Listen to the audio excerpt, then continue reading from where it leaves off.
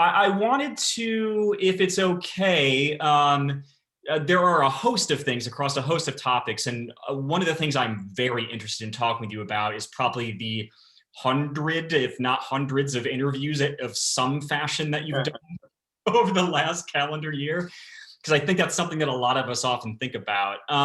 If it's okay, we can dive into that. I'll ask you first. Can we chat really quick about, there was a Facebook post that went up where you had shared a challenge that you found today dealing with a member of the Black is Beautiful initiative. I'm happy to wait to talk about that, but figured I'd ask it of you because I know a lot of people were asking me about it. Is it okay to chat about that? Yeah, that's fine. Okay, appreciate it. And we don't have to talk specifics so much as I'm curious about, there has been a reoccurring storyline. This goes back to Sierra Nevada's resilience initiative. And this was even a problem that was taking place in Australia at the beginning of 2020 when there was a similar effort to raise funds for wildfires in support of breweries there too. That, we have read and told such good stories about what's come out of Black and Beautiful and of what we'll continue to talk about here in this conversation.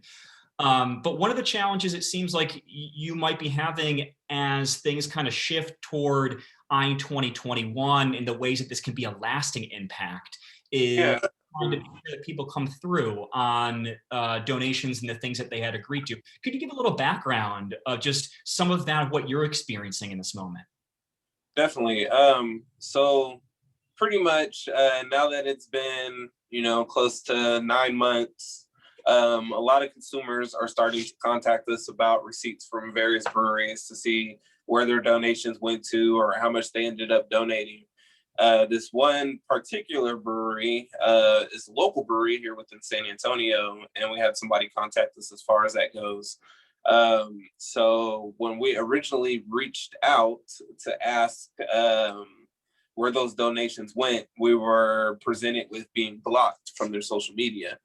But as far as the other challenges go, pretty much it's been pretty hard to gather 1,200 separate breweries donations. One, because we don't have the resources to do it really.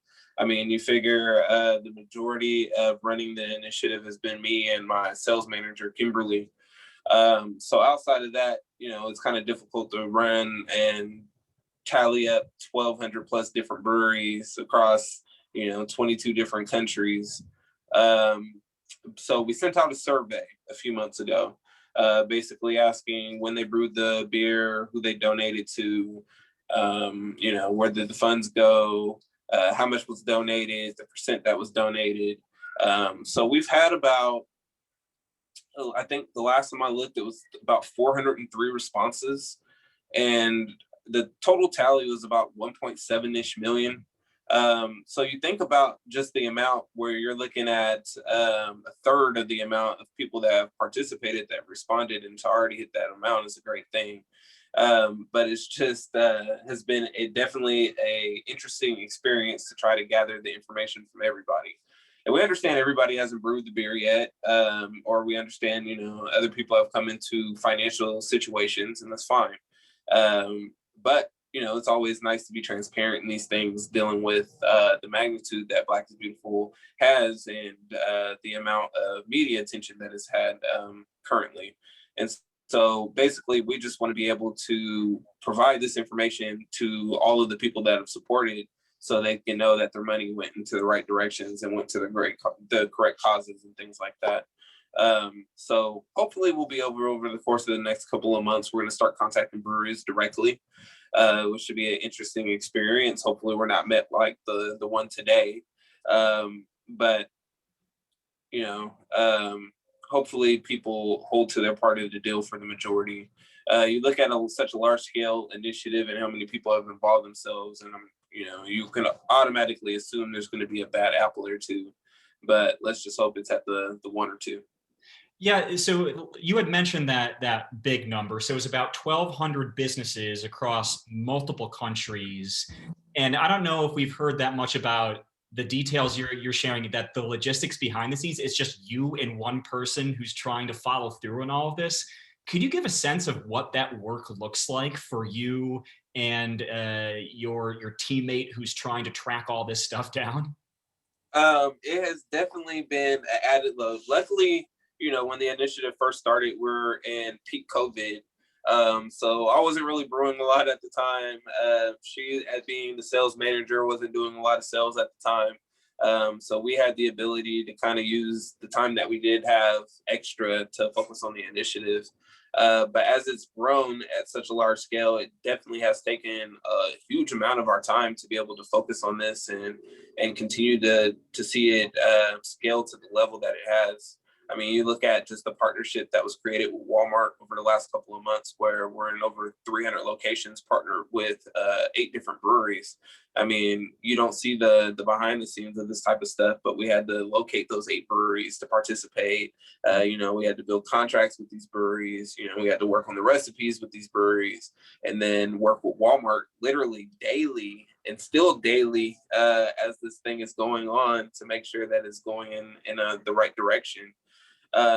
In which it has been exceeding all their sales goals. So that's an awesome thing that's been going on as far as that goes. But it literally was to the point to where me and Kimberly were spending anywhere between probably 12 to 15, 16 hours dealing with the initiative daily.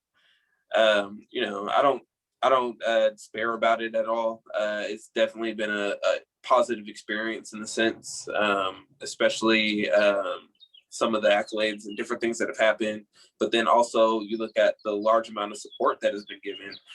Just some of the letters and notations and emails that we've received into response to the initiative, and the individuals that have involved themselves or benefited from the initiative, like different organizations and entities, for instance, Humanize My Hoodie in Minneapolis. They reached out to us and it's merchandise, and we ended up doing a collaboration with them for one of their brands and the Black is Beautiful brand. It's transcended into other industries. You look at, we have a local chocolatier that is making Black is Beautiful chocolate for us. I went to go do a bourbon tasting in San Marcos not too long ago, and the distillery there was brewing Black is Beautiful that day, not even knowing that I was going to be showing up to go ahead and distill and barrel for the next 4 years. So, I mean, you look at all of the impact that is made. So as far as the work that's been put in for it, it definitely makes sense to do it. And I would do it all over again. It's just crazy that the amount of attention that it's gotten, I mean, over the course of the last 8 or 9 months. You look at the different media attention still to this day, like we're having this conversation, 8 months from now. So as far as the workload goes, it was hectic, but in the sense it was definitely worth it in the benefits that it's given everybody else.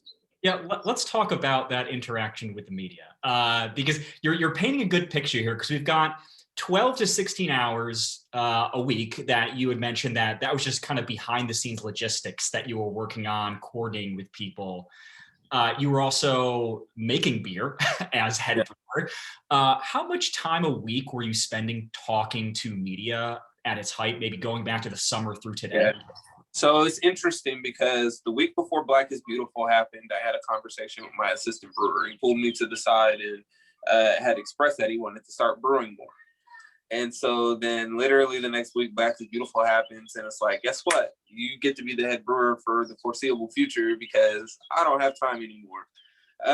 So, I mean, the amount of media attention, it was crazy. I was literally doing interviews from anywhere from, 8 a.m. in the morning all the way to 8 p.m. at night, to the point, the wife had to start telling me to put my phone on silent. But then it was like, no, I can't. Like, I'm going to miss something important. And one day I actually did miss like a huge important media contact that had reached out to us. But, just the amount of, it was crazy as far as the interviews go. I can't even count the number of interviews that I've done in relation to Black is Beautiful and the initiative within itself. And like I said, we're sitting at 9 months later and I'm still doing interviews. We were recently blessed to be on the cover of San Antonio magazine this past month, as being the the number one cause in the city. So just to get that type of media attention and support, it's definitely a very humbling experience in the sense I used to be such a huge introvert. Like, I'm at work with my headphones in, rarely talk besides hi, bye, thank you for coming in. And I've had to convert to somebody that literally has to talk every day for hours upon hours at a time. So yeah, I realize the meta irony of asking this question, but what is it like to not be able to turn yourself off? You always have to be on. it's at first it was definitely a nerve-wracking experience because I'm typically somebody that has my phone on silent 24 hours almost. The phone is almost a burden to have. And then to have to convert from that and have to have so much communication with everybody all the time. And you know how important the initiative is. So you can't negate from, your duties at this point that inadvertently became duties, because it's not like when we created this initiative, we never in a sense knew that it was going to blow up the way that it did. I think originally I told my business partner we were possibly going to have maybe 300, 350 breweries that involved themselves in the initiative. And we literally had that within 2 days. So you look at those type of numbers and the type of influence that it pushed so swiftly, it kind of hit a little too fast in a sense of that kind of conversion of having to be in everybody's eye view all the time. But at this point, 9 months later, I'm pretty much used to it. Every morning I had to check my calendar, make sure I don't have any interviews for the day or, whatever the case may be, because Kimberly is still taking the task as pretty much being my publicist outside of being the sales manager. So she keeps me pretty up to date with everything that's going on. Yeah, so there was a comment that you had made about San Antonio. It was in a profile that Kate Burnett had written for Craft Beer and Brewing that I thought was really interesting. You had said that there's a very old soul to San Antonio's beer scene, and you were talking about it in context of starting Weathered Souls and what you had hoped to bring to the city and the city's beer scene. And the past year, at least from the outside looking in, this is a very contemporary moment all of a sudden that for the old soul, there were so many new eyes on both you and San Antonio. And so over the course of experiencing all of this, what have you seen in terms of any evolution, maybe not just from you and your team at Weathered Souls, but just how this has maybe impacted the way that people are talking about the beer scene in San Antonio? It definitely has grown in a sense. You look at, because of the impact of Black is Beautiful, everybody that has wanted to involve themselves within the city and the beer scene. Literally for when we released Black is Beautiful, we had lines of hundreds of cars. It was almost a 5-hour wait to get your beer to pull up, because at the time it was just curbside only. So you look at that type of stuff, and even other breweries that released the beer, everybody wanted to go ahead and support the initiative within itself. So a lot of breweries that may not have gotten traction for their stouts or typically for beers like that they don't typically make, because again, San Antonio is a very old soul when it comes to beer. A lot of German style beers, a lot of classic beers, which nothing is wrong with that. We have those on our tap walls as well. But the outside of the mine beers fall few in between, generally with the San Antonio beer scene. So when Black is Beautiful was created, you've seen all these creative aspects of different people creating different beers within the city and the city showing its support. It definitely did kind of heighten the level of the craft beer scene here for sure. Yeah, so you had mentioned that you lost track of how many interviews you've done in the last year because you alluded there were some days where it was 12 hours worth of interviews. Yeah. So is it safe to say hundreds? Yeah, it's been a few hundred for sure. So over the course of those interviews, what has been your interaction with the media? What is something that you feel like you've taken away? This is a selfish question for us who work as reporters and podcasts. What's something that you've taken away from that interaction in your impression of just dealing in that kind of setting with, it could be long form interviews with Jeremy Vanis from San Antonio. It could be a short, quick radio hit. Walk us through some of that. I want to say that the media has shown a lot of support about the initiative. I could have never imagined that it would have so much media attention and the media would be so driven towards this initiative. We look at some of the interviews that I've had, and there's been some that have been really far in depth and have gone into great detail about the initiative, the cause, the meaning behind it, and the brewery itself and why we're doing what we're doing. And then there's been some of those shorter interviews that typically don't have that much in-depth information. But it does generally lie that the media that has involved themselves within Black is Beautiful has been at least interested as far as what's going on, and want to show that initial support in what we were doing, especially locally. We look at every news division within San Antonio covered Black is Beautiful at some point in time. Newspapers, magazines. I mean, we even had a feature in the women's magazine last month. I was the guy to know for the month. So you look at those type of things, and I mean, it's all love that the media has shown. I like to think that they try to provide as much information that they can, but I definitely appreciate the more in-depth interviews, the ones that introduce new things about the initiative, introduce new topics. It kind of gets repetitive, the individuals that ask the same exact questions over and over again. So it's always refreshing for those interviews that I do have, where people come up with fresh questions, are actually educated within the initiative before they have the interview, so they know what to ask and they actually show more interest that way, for sure. So we've got a question from Jason, who is curious if there's a particular question that has been asked so much that it's kind of become overbearing to answer it. I wouldn't say overbearing, but the one would obviously be, why did I start the initiative? That's pretty much given in every new interview.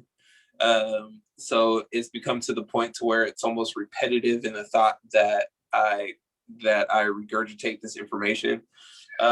So I've had to catch myself now dealing with some of these newer interviews to kind of refreshen it up a bit, because it's almost to the point to where I could just recite it word for word, because I've talking about it so much.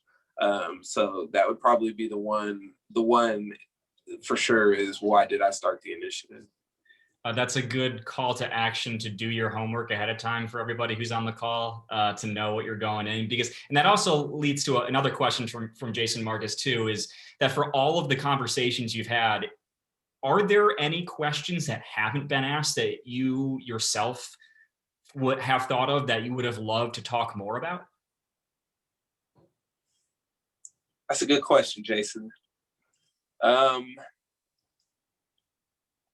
Not off the top of my head, not yet. Let me come back to that one. Okay. That's a good question.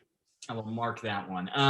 Because one of the things that I think we're often interested in trying to find out when we think about interviewing, the way that we can be more effective about it, is just that it's the prep work, like you're talking about, so we can have new, meaningful conversations with whoever we're talking to. But from your perspective, for maybe something for us to chew on a little bit too. So you kind of alluded to, people coming in and asking the same question over and over again is one thing. But are there things that you feel like you've experienced that you wish media members, broadly speaking, maybe would have engaged you more about? Or maybe there's still some space there in which, media members can improve in terms of talking about you, the brewery, the initiative, and all you've been up to? I mean, we've had some pretty prolific profiles on the brewery since the initiative, and even about the initiative itself. I think collectively, the media has done a great job as far as covering the in-depth of the initiative within itself. Jeremy Bannis did a great job with his article recently in the San Antonio magazine. And, oh man, I've done so many, but there was a really good one. Craft Beer and Brewing did a great one. Great breakout brewer profile about the initiative. And then there was another really good one. Good Beer Honey just recently did a great one as far as dealing with trying to gain information as far as the donations go. That was a really great article. I mean, that's just the three off the top of my head that I could think of at this exact moment, but there's been a ton that I've been like, wow, like that article came out amazing. So, some people have really put some effort and thought into some of the things that they've done for coming up with their actual interviews and the questioning and, what they put out in print. Yeah, so let's flip that a little bit too, because obviously you've had, almost a full year of both working with media, working on this project. And now there's this kind of new life that's coming from it where it's okay, so this has happened, so now what's next? And so you're talking about, there are partnerships, collaborations with businesses outside of beer. There is the long range goal of trying to find ways to make what's happening now stick in support of communities and people who need it the most. So for the things that maybe you're excited about most of what's happening next, what are some of the ways that things are evolving for Black is Beautiful that are exciting you? I think the far reaches that it's starting to get of our actual beer itself. So we look at, all 50 states have hit the Black is Beautiful at some point. But now we get to bring out some of our versions now that we've extended our distribution. So you look at, because of the Walmart deal, we ended up with distribution in California, Louisiana, Nevada, New York, Virginia, and Nevada, I think. So being said that, we're able to send out a lot more of our actual base. Like, I know we'll be sending Northern California about 150 cases in the next couple of weeks. So I think that's probably the most exciting thing, is that we're reaching newfound levels of our distribution. And, when COVID happened, it definitely took a damper on business, especially since CBC didn't happen within San Antonio as well. A lot of breweries were looking forward to that. That was supposed to be like our red carpet out to, the craft brewing community, that, hey, San Antonio is making some great beers and doing some great things. So since that never happened, and then the whole COVID thing definitely took a damper. So being said that, it's nice to have the ability to kind of push out some beer now, and people have a little bit of excitement for our brewery and some of the brands that we're going to be releasing. I will turn it over to group questions in just a moment. So if you've got a question, please feel free to put it in the chat box or chime in just a moment. Marcus, one of the things that you had mentioned was just the way that this has kind of forced you out of your shell a little bit. And so dealing with the media is one aspect of the past year. I am curious, like, what else have you seen or come to acknowledge that's changed about you because of the involvement and the far reach of everything that's happened? That I care a lot more. I'm not the most empathetic person in the world. Why? I don't know. I guess I might need a therapist down the line to figure that out. But, I'm not the most empathetic person. So I think dealing with the initiative within itself, starting it, it actually emotionally, an emotional event within my life sparked me to want to create this initiative. So I have an emotional attachment to what occurs with the initiative. Typically, outside of family and personal things, I don't have too much personal attachment to other things that's outside of my personal life. So being said that, to see the impact that it's made, to see how many people that it's helped, to see like the actual physical change that this initiative has made in some people's lives and some of these organizations, some of the messages that I've received, like I have literally shed a tear over some of the things that and discussions that I've had with individuals about the initiative. So I think that I would say the initiative within itself has definitely opened me up more on a emotional side, to be able to show a lot more empathy to some of the different things that are going on in society and the world that I would typically not care too much for before that. So I think you answered the question of which I probably would have asked, what does that feel like? But you raise a really interesting question in lieu of that is, what does it feel like to feel more? It's definitely a odd feeling. I mean, 36 years old, but I mean, at the end of the day, like, this initiative is doing amazing things. And I mean, my parents are proud of me, the wife is proud of me, my business partner is proud of me. So I think, the fact that we've impacted so much, and I can look back and say that I've made an impact, um, it's definitely just a blessing to be able to be involved in this initiative and create something that people actually care about. Sure. We've got a couple questions coming in chat. If you have a question that you'd like to ask in camera, I'll give you a moment just to unmute yourself and chime in if you do want to ask.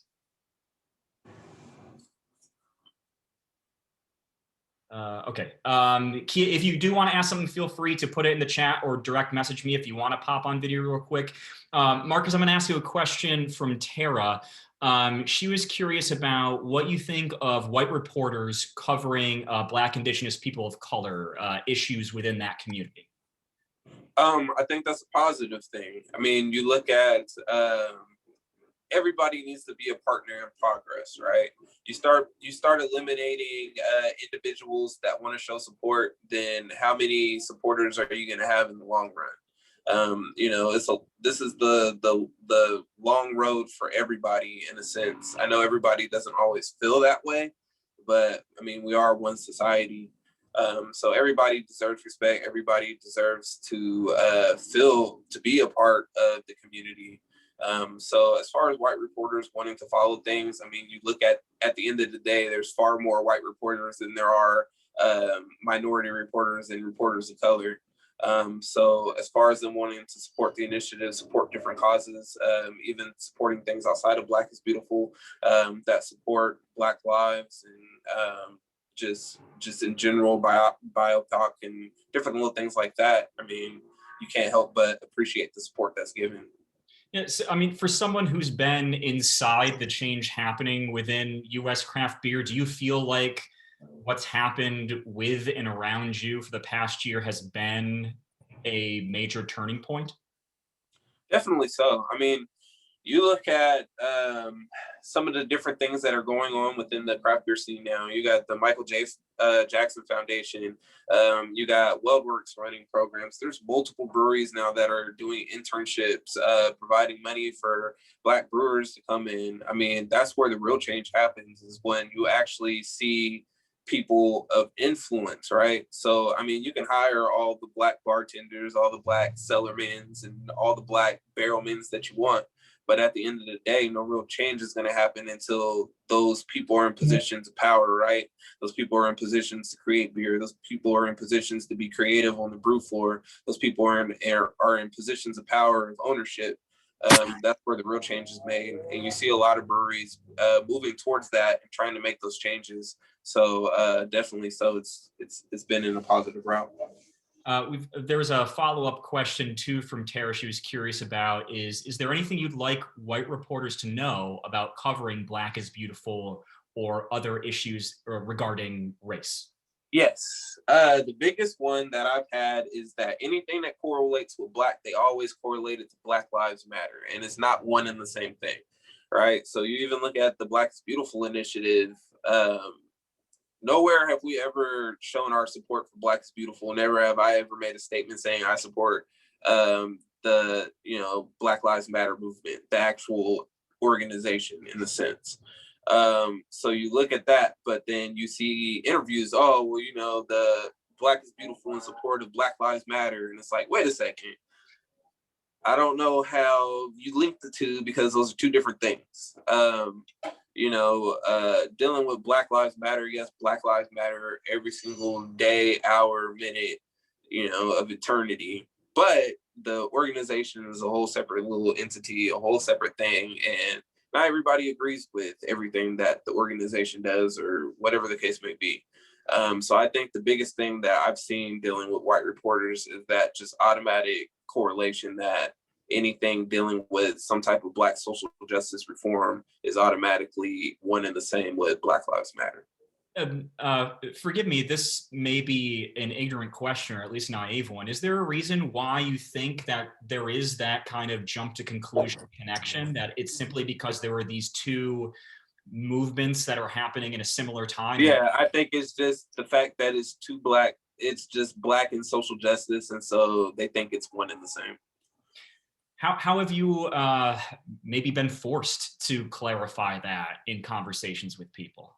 I've done it a couple of times when they actually have physically have said it while speaking to me. Then I'll correct them, like, "Hey, Black is beautiful. That definitely does not directly have anything to do with the Black Lives Matter organization. This is something completely in its own entity." So I mean, that conversation has happened, but then after it's explained as to why, and the correction is made, I think there's some understanding as to the meaning behind it.